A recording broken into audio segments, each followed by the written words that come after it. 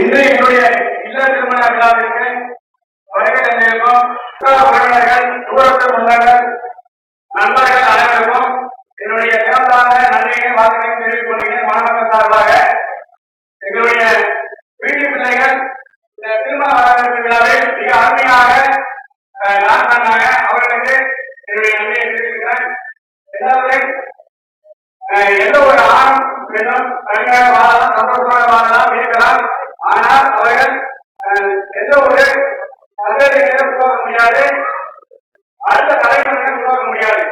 அதற்காக தான் நம்முடைய திருக்குறளை மிக அழகாக கூறப்பட்டிருக்கு.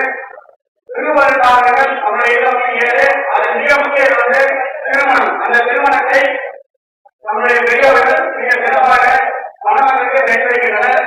அதன் மூலம் அடுத்த தலைமுறையினரை, அடுத்த சந்தேகத்தினரை அடுத்த காலத்திற்கு கொடுக்கிற அளவுக்கு நம்முடைய திருமணம் என்ற ஒன்றை நடத்தி வைக்கின்றனர். அந்த திருமணம் என்ற இடத்தில் இனியே புரிந்து பல நன்மையை புரிந்து பலருக்கும் எடுத்துக்காட்டாக வாழ்ந்து இந்த குடும்பத்திற்கும் மற்ற குடும்பத்திற்கும் பலருக்கும் எடுத்துக்காட்டாக இந்த தமிழர்கள் வாழ்ந்து எடுத்துக்காட்டாக இந்த நாளிலே எங்கள் குடும்பத்தின் சார்பாகவும் என் சார்பாகவும் மற்ற உறவினர்கள், நண்பர்கள், தூரத்து சொந்தங்கள் அனைவரும் சார்பாகவும் மனமக்களை வாழ்த்து விடைபெறுகின்றேன். அனைவருக்கும் நன்றி, வணக்கம்.